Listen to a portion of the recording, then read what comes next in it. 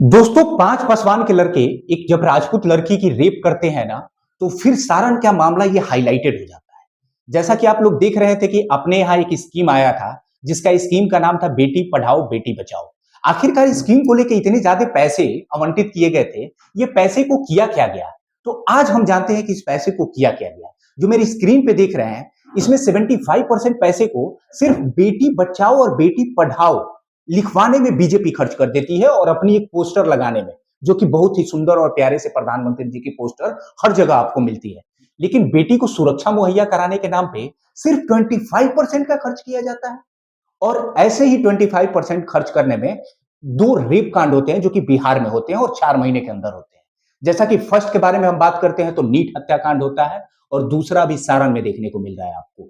सारण में भी गैंगरेप की जाती है, और इस पे हमारे आईपीएस लेवल के अधिकारी का बयान जानते हैं क्या आता है?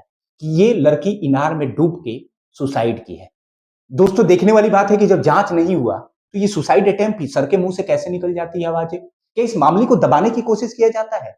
और सुनिए, आखिरकार जब मामले को ज्यादा हाईलाइटेड किया गया मीडिया के द्वारा, और जब वहां पे पासवान समाज के, जब वहां पे राजपूत समाज के लड़की के घर वाले से बात करते हैं, तो उनपे एससी एसटी एक्ट लगाने की बात करते हैं। अब समझ में आया कि कानून को कैसे इस चीजों की जरूरत होती है, क्यों कानून को एससी एसटी एक्ट बनाया गया है। आखिरकार इसके लिए बनाया गया है कि जब एक दूसरे समाज के ऊपर आप मानहानि करेंगे और मानहानि के बाद जो एक्ट आया है उसका फायदा लेंगे। देखने वाली बात है कि आखिर सारण प्रशासन इस पे क्या कर रही है, और हमारी जो गवर्नमेंट थी इतने पैसे खर्च करने के बाद आखिरकार कहां तक बेटी की सुरक्षा मुहैया कराती है।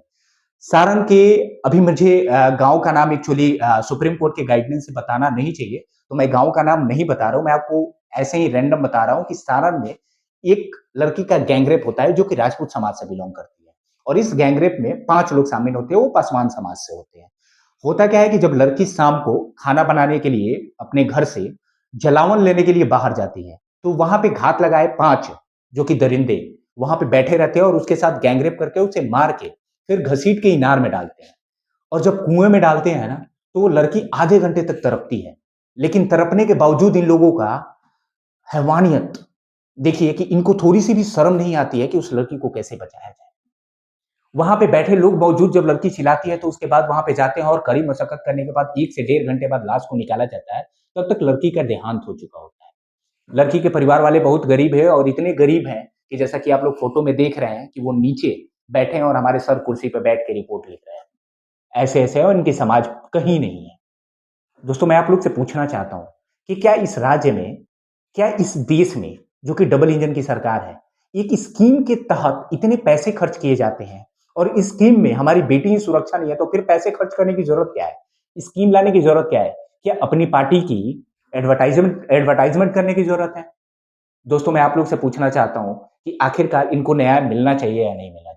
अगर आप लोगों को लग रहा है कि सारण पुलिस एक्टिव है और उनको न्याय दिला पाएगी, तो कमेंट जरूर करना। और हम लोग भी मांग करते हैं कि इस केस को सीबीआई तक की जांच हो और जांच में क्लियरिटी हो।